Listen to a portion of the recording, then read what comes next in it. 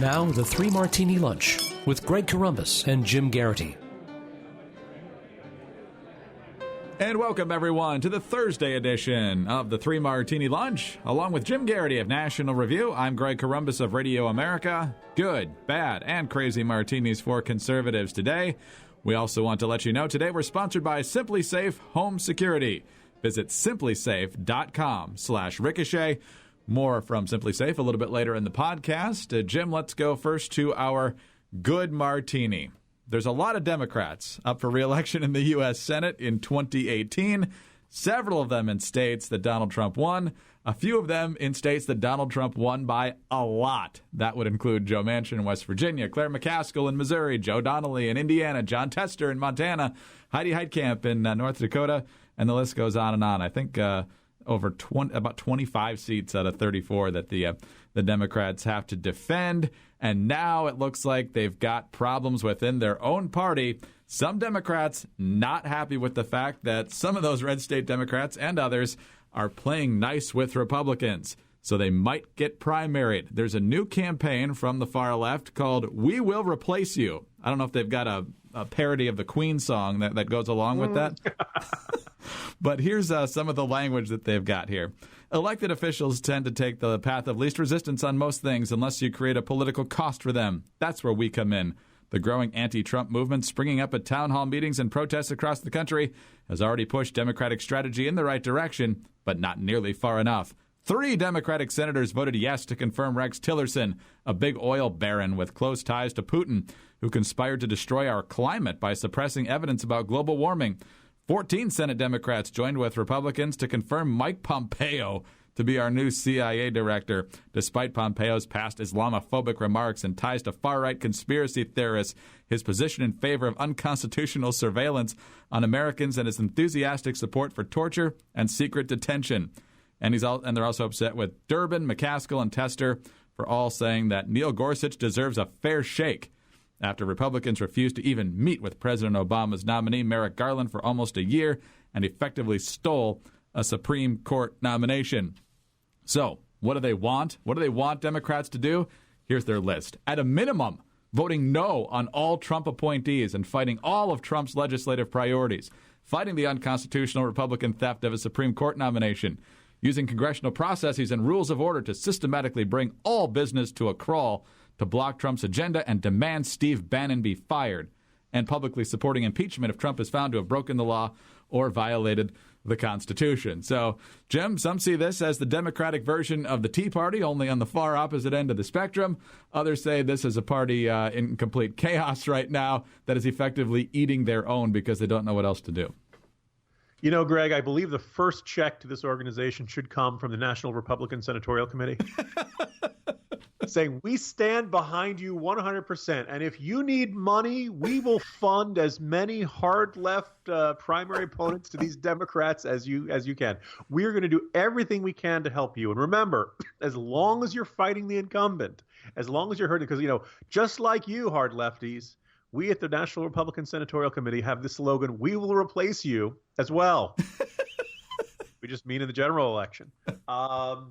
So couple of thoughts come out of that. One is, I remember it was not long after the announcement that Steve Bannon was going to be the chief counsel or whatever title he has in the White House. And I was seeing some of my friends in the Philadelphia or Pennsylvania area who are left of center, and they voted for Hillary. They did not like any Republicans, and they just were like furious with Pat Toomey, the Republican senator from Pennsylvania who'd just been reelected, saying that if you don't, you have to do everything you can to stop Steve Bannon from going to the White House.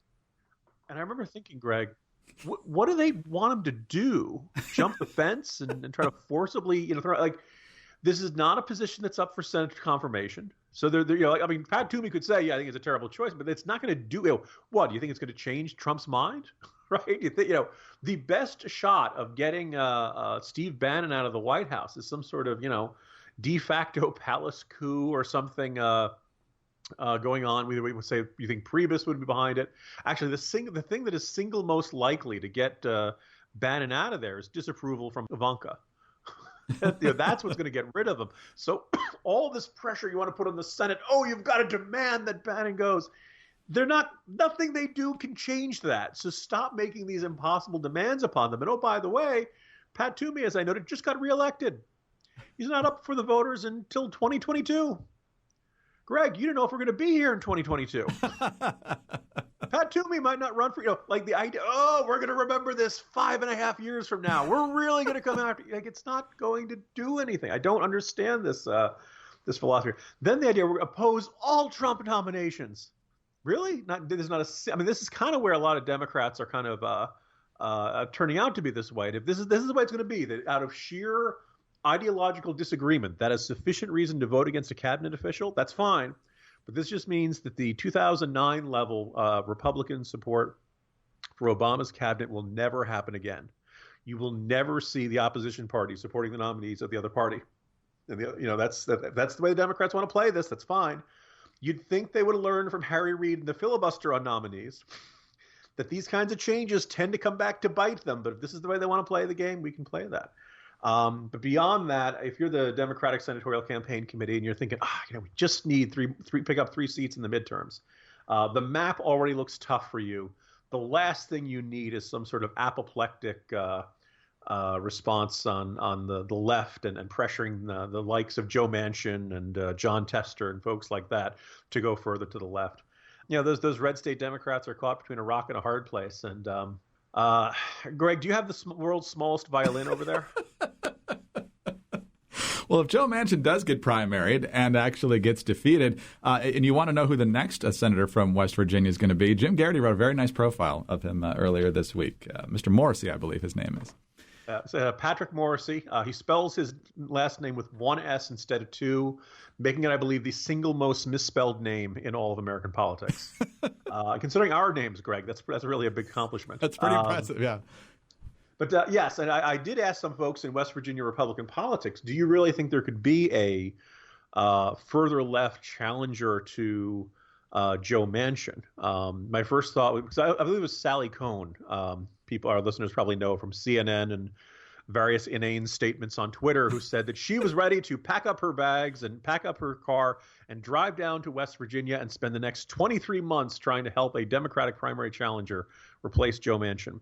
And I believe it was Charlie Cook who offered to help her pack and said, please do. Go right ahead. Be our guest. That'll work out great for you, because you could only – I was trying to think, is there actually any far left Sally Cohn, Elizabeth Warren – MSNBC-style Democrat in West Virginia? And the short answer is yes. Around Morgantown, university towns, you might be able to find 1 or 2 that are probably a down-the-line liberal Democrat. But again, that's not the sort of candidate that wins statewide.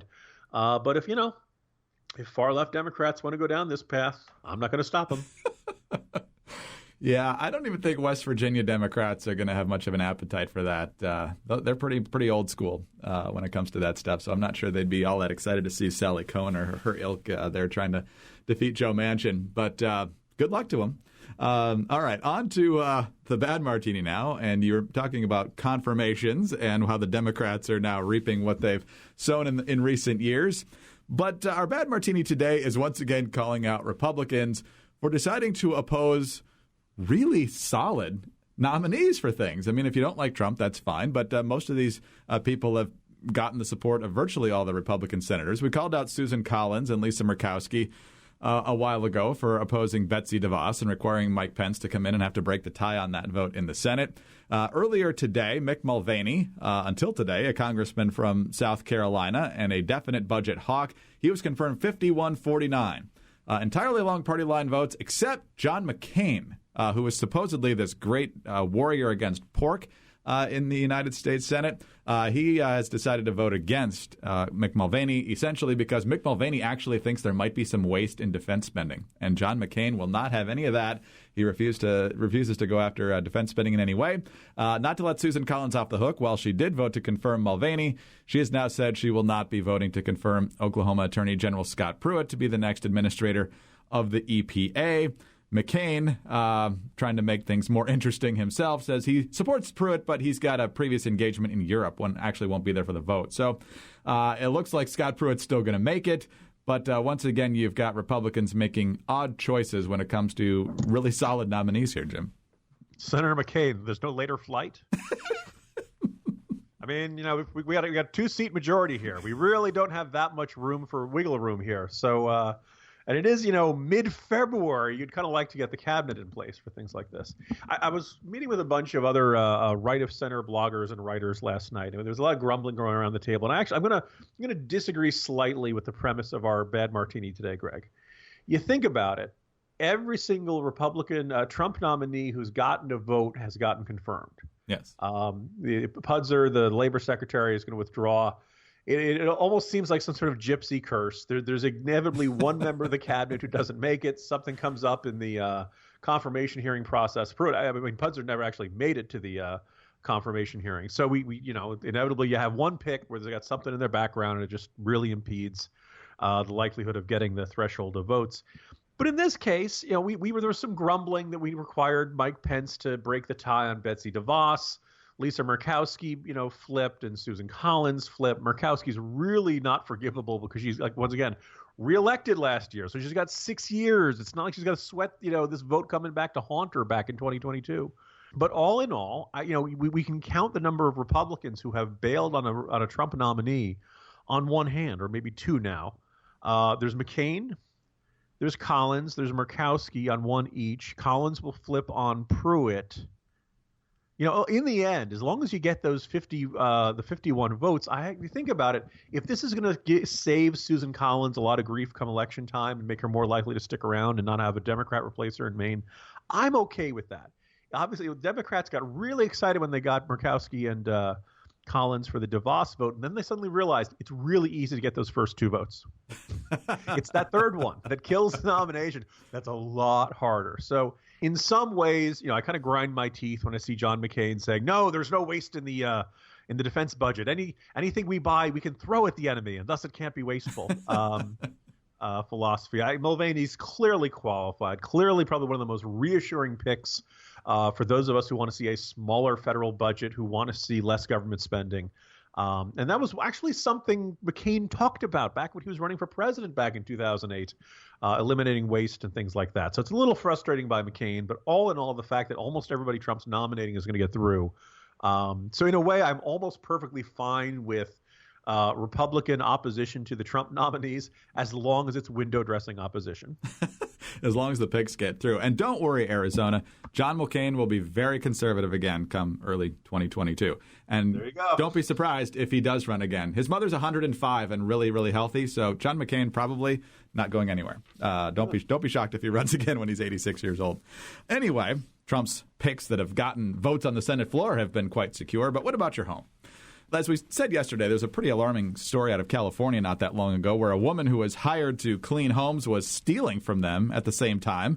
Imagine that. You pay someone to help take care of your home. You don't think you need to worry about putting your valuables under lock and key. Nonetheless, they steal your stuff. So how do you protect yourself from something like this?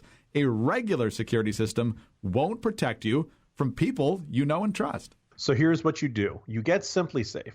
SimpliSafe makes it possible to know what's going on in your home at any time. If you want to check in, you just live stream the footage from the SimpliSafe camera directly to your smartphone. Anytime you want, you can get text message and email alerts when someone arms or disarms your system, so you can always be sure and confident that your home is safe. For 24/7 protection that you can really trust, go to simplysafe.com/ricochet. That's SIMPLISAFE.com/ricochet. Order a SimpliSafe home security system today, and you'll even get our special 10% discount. So go now, simplysafe.com/ricochet. And Jim, let's move on to our crazy martini now. In case anyone hasn't been paying attention to anything really in the last couple of days, the media thinks they've got a real massive political scandal on their hands here with Michael Flynn and his contacts potentially with Russia and whatever was discussed with the ambassador. We have no idea, but they're really sure it's a really big scandal. Dan Rather thinks it could be bigger than Watergate. And Tom Friedman said November 8th, 2016 is the equivalent of Pearl Harbor Day and 9/11 and in terms of damaging the United States. And Chuck Todd says this is the biggest foreign scandal since Iran-Contra, and everybody needs to buckle down for a massive political hurricane. So with very even-keeled assessments like that, the mainstream media shocked when Donald Trump took two questions at his press conference with Israeli Prime Minister Benjamin Netanyahu. and he called not on the mainstream networks or the AP. He called on the Christian Broadcasting Network's David Brody and Katie Pavlich of Town Hall, both of whom had the temerity, Jim, to ask questions related to Middle East policy, since that was what the topic was at the press conference. And Brody even slipped in the Flynn issue in his question to Trump, which got Trump to suggest that the media has treated Mr. Flynn very, very badly. So the mainstream media not happy about this at all. They sent out a bunch of tweets as it happening, disgusted that CBN and Town Hall got the questions and how unfair this was. And then the coup de grace here is Jim Acosta after the press conference whining about it to Wolf Blitzer. The two questions that were asked or called upon from the president in this news conference went to the Christian Broadcasting Network. Is obviously owned by Pat Robertson, the televangelist down in Virginia. It's a very conservative broadcasting network.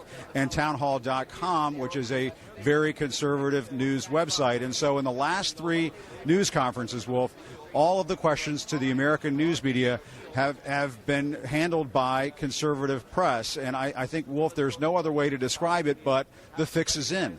This White House, this president does not want to answer questions, critical questions, about his associates, his aides' contacts with the Russians during the course of that campaign, just as his national security advisor is being run out of this White House on a rail.